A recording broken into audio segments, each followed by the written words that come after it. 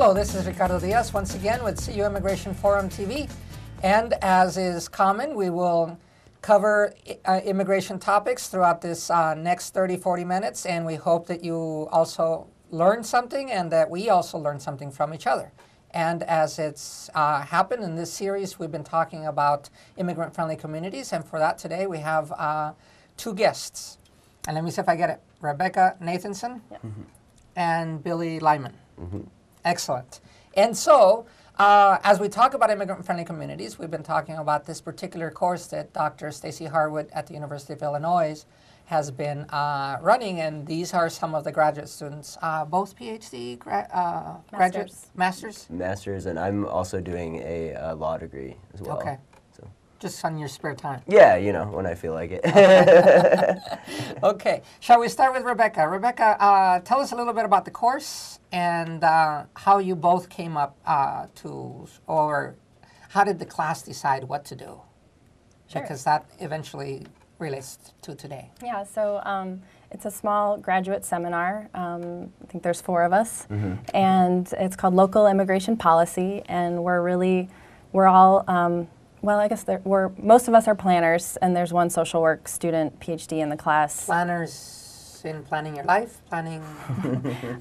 We are urban planning students, Okay. so we're really interested in creating inclusive communities, and that's I think probably why I know for me personally, and I'm sure others, why we're in this class, and specifically related to issues around immigration, and making the neighborhoods that we live in and that our friends and families and neighbors live in, making those spaces inclusive and accessible and successful spaces. So we've looked at different immigrant-friendly strategies.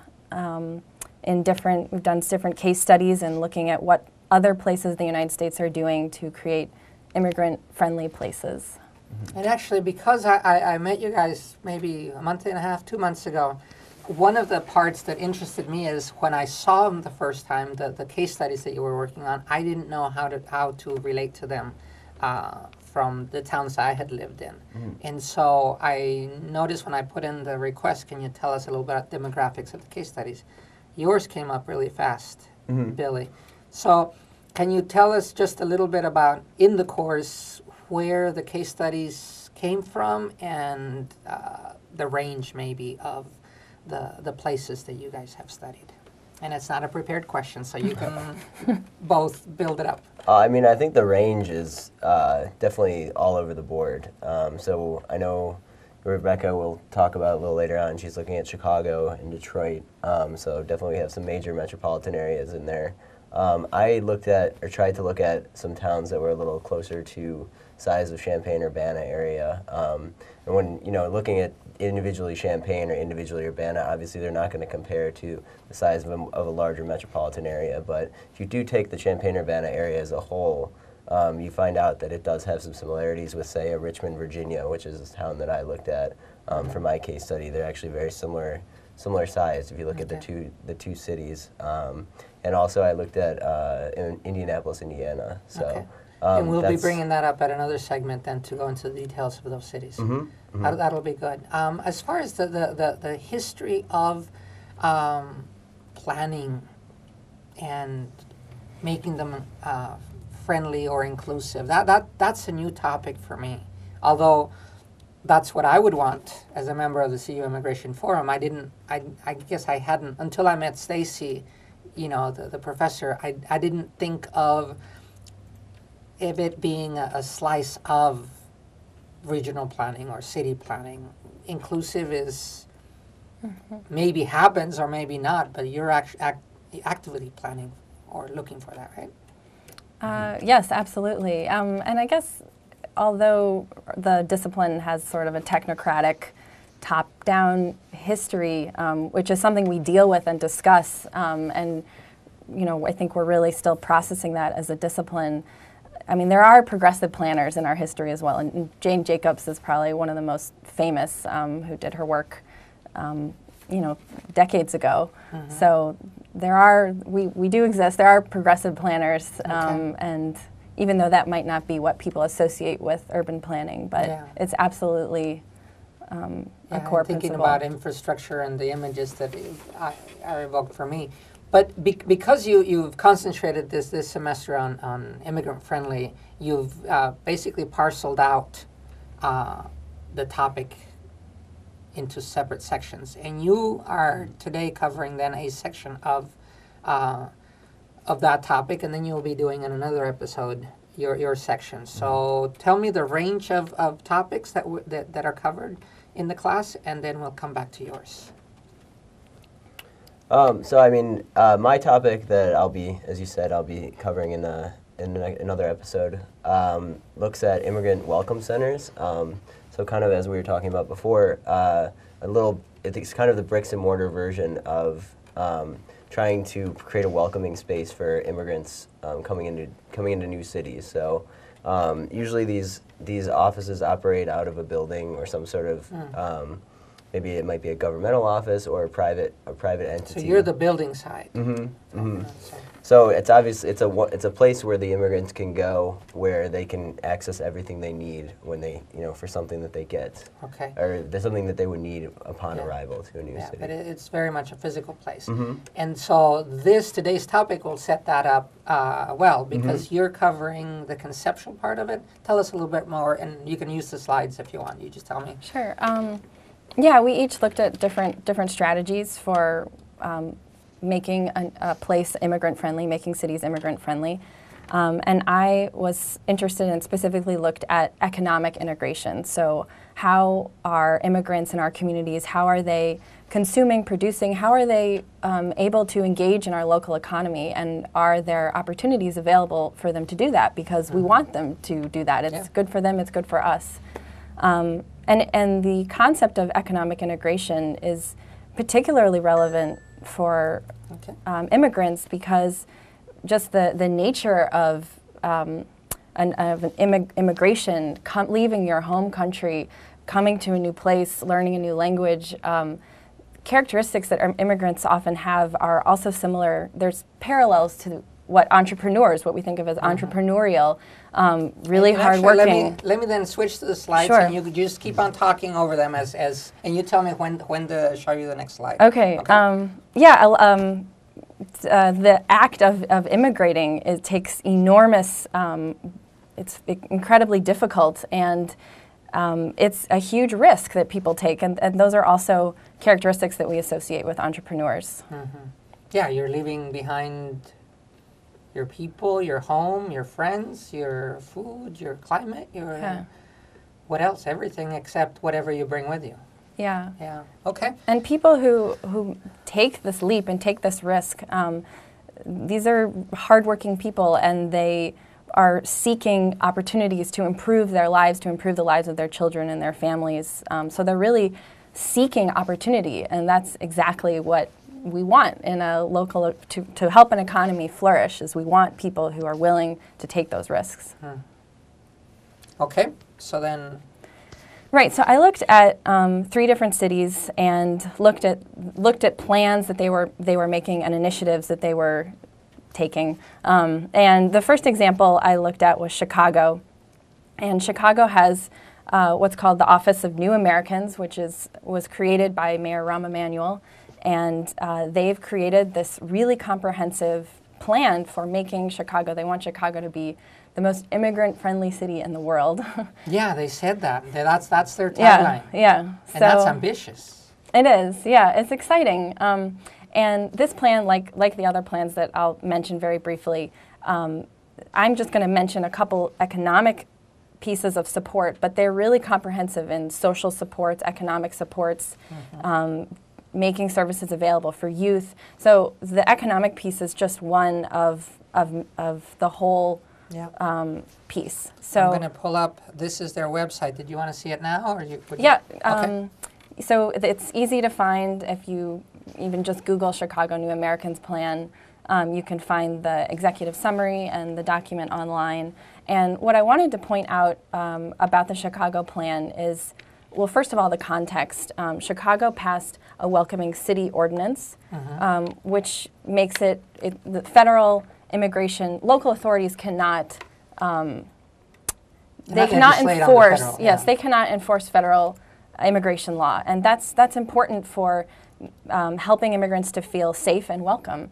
So the city law says that they're not going to abide by federal immigration law, or that they're actively... They are not actively enforcing, because they leave, that's a federal issue, it's not a local issue. So they really, it's not... So it's none of our business. Right. Okay. Yeah. As a city. Isn't Chicago also a county? I mean, as far as... County? It's Cook County, but I'm pretty sure all of Chicago fills up all of Cook County. I don't know. Actually, there's a lot of suburbs outside of Chicago within Cook County. But it is the city of Chicago that then passed this ordinance. Okay. Yeah. So that's important. And then the other interesting thing that I just wanted to pull out about the Chicago plan is something that I think could maybe help us here, perhaps, is something they're doing is called pop-up city services. Okay. And they take... If we look at a slide on the screen, then let me see if they're there. They, they take their basically Department of Business Affairs and they take it into a neighborhood where there's a large immigrant community, and they have lots of translators on hand, and it's really removes the barrier of people, having to come to City Hall to get that information about how to open a business and legal procedures that they might need to go through, or inspections, permits. Instead, that information is set up, and they'll have like a resource fair and lots of translators on hand. It makes the information much more accessible. So that's interesting then. So the city actually goes to the immigrant neighborhoods to set up. Yeah. So it can't be much more welcoming than that. Instead of you come to us, we're coming to you. Yeah. Okay. And, well, I don't know if you know the demographics or the groups, the major groups in Chicago. I know the Latinos, Mexican especially, and Polish. And Is the Polish immigration still active? I don't know that. I know that, the avenues are full of, but maybe I thought that they had come at a certain time period, but they must be still actively arriving. Yeah, and I know that Polish translators, those services are made available. And Okay. Yeah, as well as Spanish, for Spanish speakers as well. I learned something when the new driver's license law came up. The driver's license, the DMV offers their test in English, in Spanish, and in Polish. And that was the first real, the reality that hit me, that Polish population is pretty strong here in Illinois. Okay. Good. So that's Chicago. That's one of the places that you. Let me see. Oh, that's the same office. Yeah, that's a picture of in the left-hand corner. Okay. That's a picture of one of their expos where they have translators available, and it's sort of like a resource fair that takes place in the neighborhood where the community exists. Okay. And that's a picture of Alfredo. Adolfo. Adolfo. We met him about 3 or 4 weeks ago when the Russians were visiting. So. Yep. Adolfo. So he's the new director of the Office of New Americans, and that's very exciting.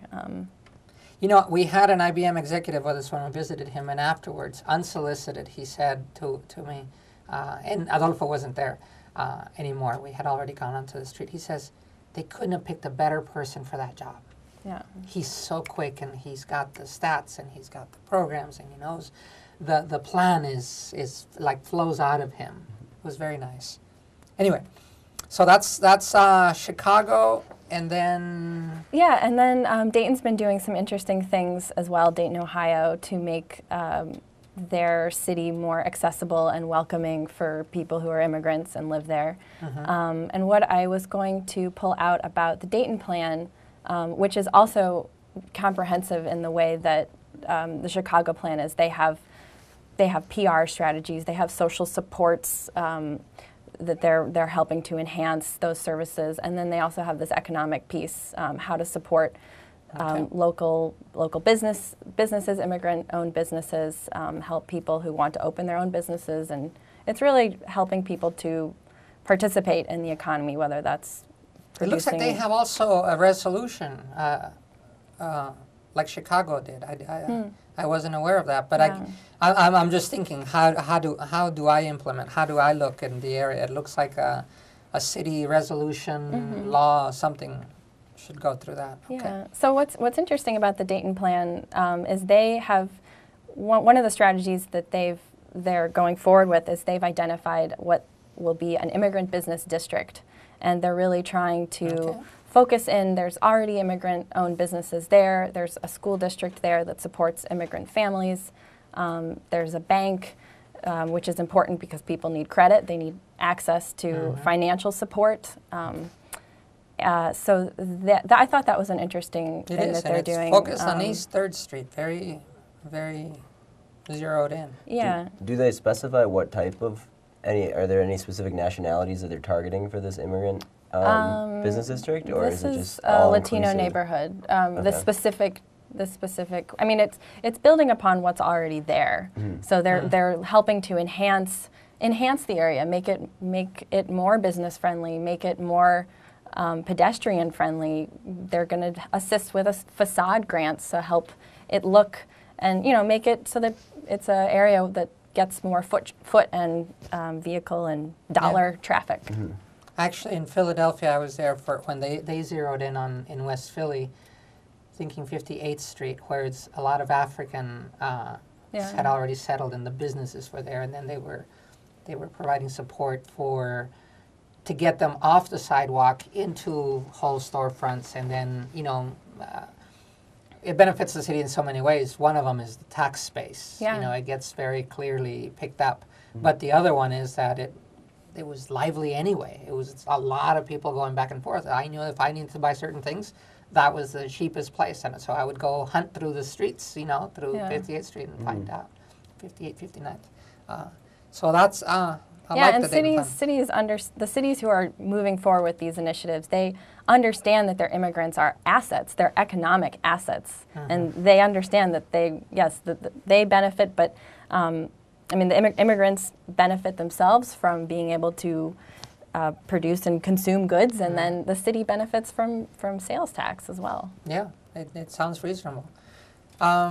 Anything else about Dayton, or should I? Let me see. Let me see if I find. Yep, that's just a quick photo from East 3rd Street. You can just see sort of what it looks like right now. They haven't, to my knowledge, they haven't really moved forward much on this other than identifying the district and writing some strategies about how they plan to move forward. But you can see in the photo on the right has the bank in it, and then the photo on the bottom, you can see one of the businesses that already exists. Okay. So it's actually a Chase Bank. That's what I see on the top right. Yes, there's a Chase Bank. Okay, good. So that's Dayton, and then this is Detroit. That looks like. Okay. And Detroit, they did a study, and then from the study they developed these strategies for how to support and assist immigrants in Detroit. And what I wanted to point out about the Global Detroit initiatives is really the PR, the media campaign that they're doing, and Dayton and Chicago are also doing this, but it's an effort to promote the benefits of immigrants in our communities, and they're doing that on the website. I have an example of they'll profile a successful local immigrant and tell that person's story, and then it started to... There it is. Yes, and then they have some really interesting statistics about the economic impact of immigrants, and it's really, really significant. Yes. And to promote these truths and counter kind of anti-immigrant myths, which countering them with these statistics that show that they have a really positive impact, and we need them. So I guess as you've gone through the different cases, Chicago's very advanced. They have a plan that they're implementing.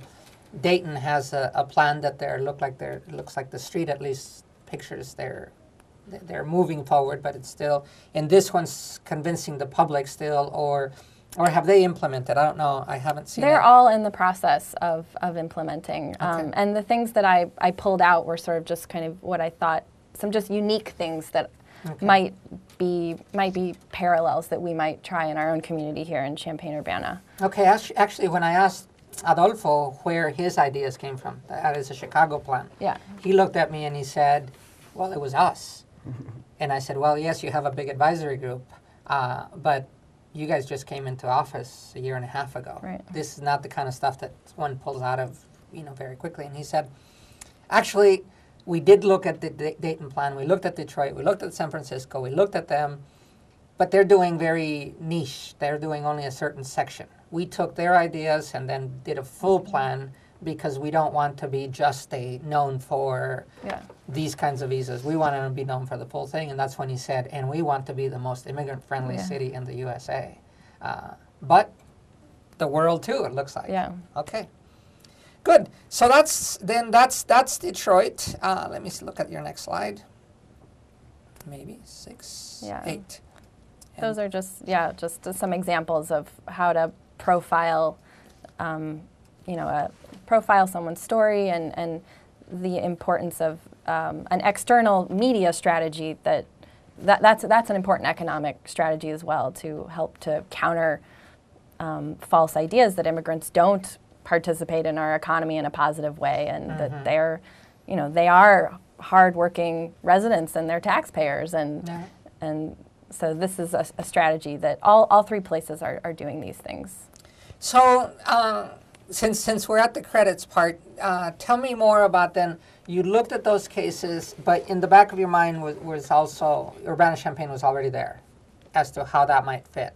And so you extracted those things that might work in Urbana-Champaign, or you pulled them out because they were the strongest and then Urbana-Champaign needs to look at, because if I look at the Chicago plan and say, well, that looks like very comprehensive, it's already well written, those are all the points I want to cover, and that's enough. Or as you looked, are you thinking of adapting or what might fit, what might not fit? What's your approach to that? Well, all the plans and they came from the effort, a very collaborative effort. Chicago had an advisory board of private stakeholders, public employees, nonprofits, very collaborative effort. And the same thing happened in Dayton and in Detroit. So there's a community, effort to come up with strategies, first of all. And CU Immigration Forum is that space in a way, and they might consider, moving forward with some additional partnerships, perhaps, with the cities here and with the university who are also interested in immigration and making Champaign-Urbana immigrant-friendly as well. Another thing that I didn't mention, but all three places are also looking at EB5 investor centers, which is a specific initiative to attract high-earning immigrants to the area. So EB5 is a visa category for, just to explain a little bit, in the immigration system that goes literally from A to Z as far as visas, and EB5 is an EB visa, and 5 is the category within the EBs. Yes. Because there's H1, H2, J1, J2, there's an O, there's a U, so those visas, and so some have concentrated on those. Just to say a little bit about Immigration Forum, how it might fit into this, and in fact I happen to have CU Immigration Forum. It is a group of immigrants, but we have the clergy, we have professors, students, we have all kinds of members of the community, and I must say, both city governments have been very supportive in almost everything we've done. And when we work with the sheriff, at the county level, it was also a collaborative effort. In the month of April, when we had a rally for comprehensive immigration reform, it was very much a showing of so many groups. They were counting in the summary meeting, 24 organizations supported the rally and vigil, which for us then shows a groundswell. And then with supportive government, we have not moved onto the stage of talking through with city governments as to what this might look like. But to summarize, I'm thinking of today's discussion as to what would the summary be as to why do you want to become immigrant friendly, and what have these cities learned? What are their arguments for doing what they're doing? Because it's an investment, it looks like. Can you tell us about that, and then in a way then summarize why become immigrant friendly and why the economic side is so important? Yeah, I mean, I think for me the question is why not become immigrant friendly? These are people who live in our communities. We want them to participate, and they're here. A lot of times immigrants are so appreciative, and they, they might say that Americans take our freedoms and our rights for granted, and immigrants appreciate their civic rights so much often. At least I found that in my research. But to turn your why not into then, but why do so? They're already here. They're already opening businesses, and so why invest more if they're already doing it? If they're so entrepreneurial, then they're already doing it. Well, there's actually a lot of barriers in the way to people participating in the economy. There are people here who would like to open businesses, and they don't have the information that they need to do so. So there are barriers that exist, and these plans are the really clear effort that cities are making in a statement and programs to say, yes, we do want you here, and we do want you to live fulfilling and productive lives, which is what people want. So all people want. I would be yes. happy if I were. It's almost life, liberty, and the pursuit of happiness that I want, and I think you want, and you want. Of course. So. Good. Thank you very much. Billy, this might be a time to put in a plug for your episode. We'll be talking about immigrant welcome centers. So as I mentioned a little bit before, more the bricks and mortar version of what Rebecca was talking about. The offices that serve to connect newly arriving immigrants with the services that they're looking for when they get to a city that may be a little foreign to them. So excellent. Well, thank you very much for coming. The CU Immigration Forum, as you visited and you presented to us, it seems so exciting for you to get into the details, and so to share them with the public is a great activity, and I thank you for it. Thanks. Thank you. Thank you. Well, thank you very much. This is another issue episode of CU Immigration Forum TV, and today we've talked about forming immigrant-friendly communities and the examples of other cities. So we thank Rebecca and Billy for being here, and thank you very much for listening and watching us. Until next time.